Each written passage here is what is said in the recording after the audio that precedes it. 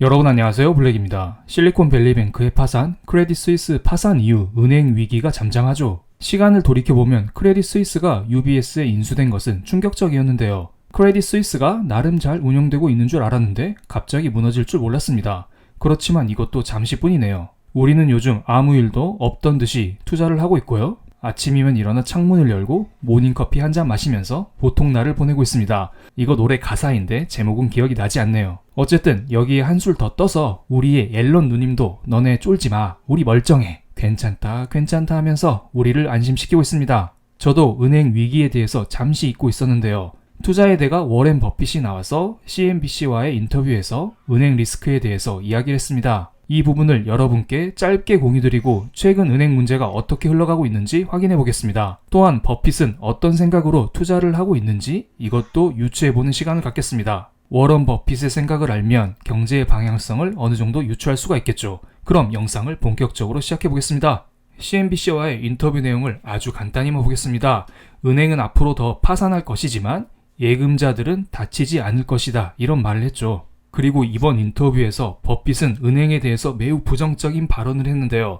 이번 위기를 통해 은행들의 의심스러운 회계 상태, 그리고 자산과 부채의 불일치를 드러냈다는 말을 했습니다. 그리고 은행들은 영원히 그렇게 하고 싶어 한다, 이러한 부정적인 말을 했습니다. 하지만 예금자들은 돈을 잃는 것에 대한 걱정, 두려움 가질 필요 없다는 말을 했습니다.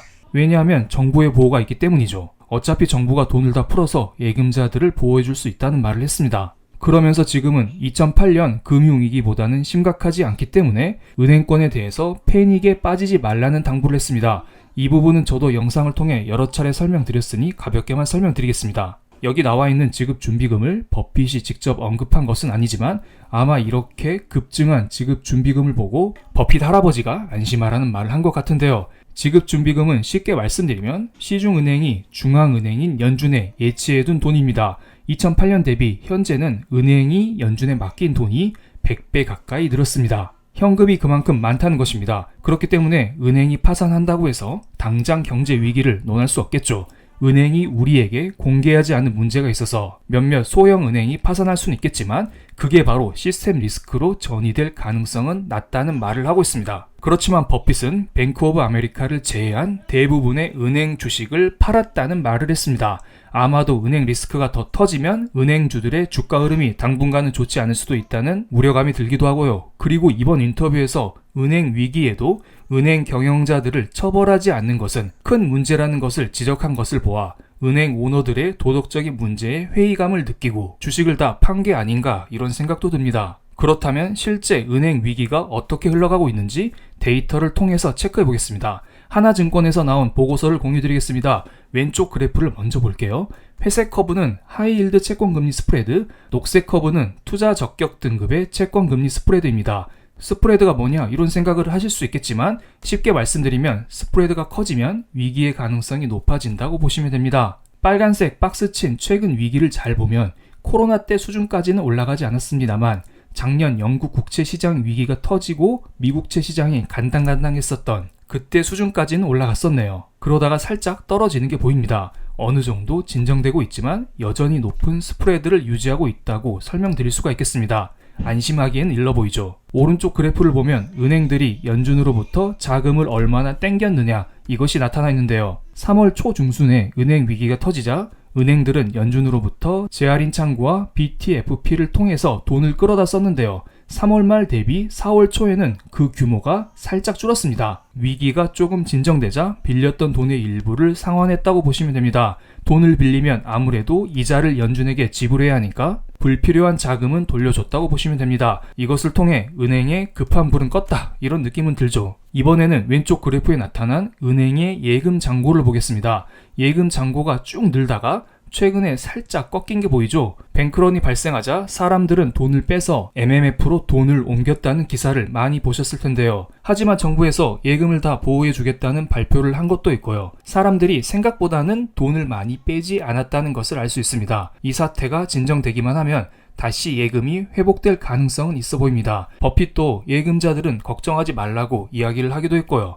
그리고 오른쪽 그래프는 은행의 차입금 잔고입니다. 은행에 빌려온 돈이 정리된 것입니다. 은행들의 차입금이 3, 4월에 팍팍 늘어난 것을 알 수 있습니다. 빨간색 박스를 보시면 됩니다. 이번 위기에 은행들이 깜짝 놀라서 연준으로부터 돈을 빌려 곡간을 채워 넣었다고 보시면 됩니다. 여기까지 딱 보면 전체적인 분위기상 위기 전으로 돌아간 것 같진 않습니다. 정상으로 돌아간 것 같진 않죠. 완전히 위기가 끝나지는 않았다고 봅니다. 버핏도 이것에 대해서 경고를 날리고 있고요. 그렇지만 일단 어느 정도는 진정되었다고 보시면 됩니다. 그래서 해당 레포트가 나온 하나증권에서는 이런 식으로 결론을 내리고 있습니다. 요즘 말로 기승전 유동성이라는 표현이 적절해 보인다고 합니다. 그러니까 위기가 터져도 유동성으로 돈으로 다 틀어막는다. 그렇기 때문에 큰 위기까지는 걱정할 필요는 없다. 이런 이야기를 하고 있는 거죠. 하지만 시간이 지나면서 유동성 펀더멘털은 다시 한번 또 위협을 받을 가능성이 높다면서 현재 스프레드 안정세 역시 오래 유지되긴 어려워 보인다고 결론을 내렸습니다. 그리고 이번에는 버핏의 포트를 보겠습니다.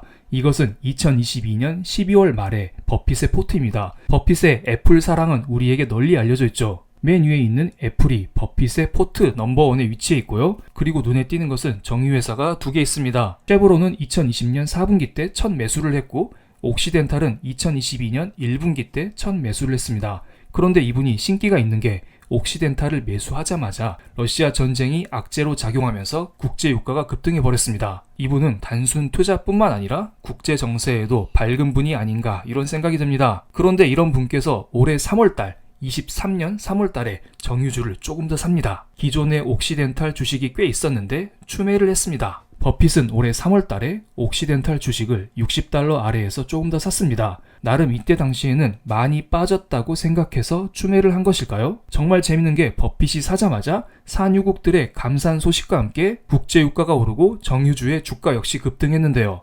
정말 버핏은 모든 것을 예견한 것일까요? 버핏은 왜 정유주를 이렇게 사모으는 것일까요?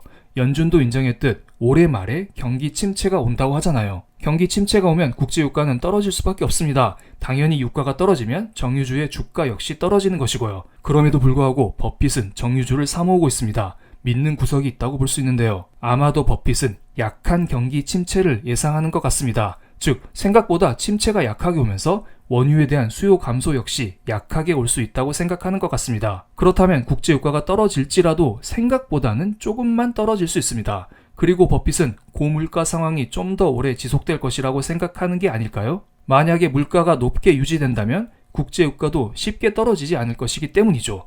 고물가에 대비하는 자산으로서 정유주를 매집하고 있다. 저는 이렇게 유추를 해보겠습니다. 실제로 최근 발표된 미국의 소비자 물가지수, 근원 소비자 물가지수는 어느 정도 진정되는 듯 보이지만 여전히 높은 수준을 유지하고 있고요. 아마 다음 달에는 물가가 꽤 높게 나올 수도 있습니다. 이런 것들에 대비해서 물가와 연동되는 투자 자산을 들고 가는 것으로 보입니다. 그리고 이것은 4월 14일 저녁에 나온 소식인데요. 미국의 3월달 소매 판매가 전월 대비 마이너스 1% 역성장을 했다는 소식입니다. 일반적으로 소매 판매는 한 달이 마이너스가 나오면 그 다음 달은 플러스가 나옵니다. 2월 달에는 마이너스가 나왔죠. 그런데 3월 달에도 마이너스가 나와버렸습니다. 그만큼 미국의 내수가 약하다, 물가 상승으로 인해서 미국 국민들의 구매 여력이 많이 줄어들었다. 그런데 소매 판매 이후 발표된 미국의 산업 생산을 보면 이번에 전월 대비 0.4% 상승하면서 미국의 산업 생산이 꽤 강한 것을 알 수가 있습니다. 그리고 3개월 연속으로 산업 생산이 플러스가 나왔네요. 이런 수치를 보면 미국 경제가 당장에는 침체로 빠지지는 않는 것 같습니다. 버핏은 어느 정도 고물가 저성장의 상황을 생각하면서 투자를 하는 것 같기도 합니다. 그런데 앞서 설명드린 대로 강한 침체보다는 야금야금 침체가 찾아오는 약한 저성장을 염두에 두면서 투자를 하는 게 아닐까 이런 생각이 듭니다. 왜냐하면 만약에 버핏이 강한 침체, 강한 저성장을 염려했었다면 버핏은 모든 주식을 팔았을 겁니다. 그런데 오히려 투자를 계속하고 있잖아요. 결론 내려보겠습니다. 오늘은 버핏이 은행주를 바라보는 관점과 은행 리스크가 실제로 어떻게 흘러가고 있는지 체크를 드렸습니다.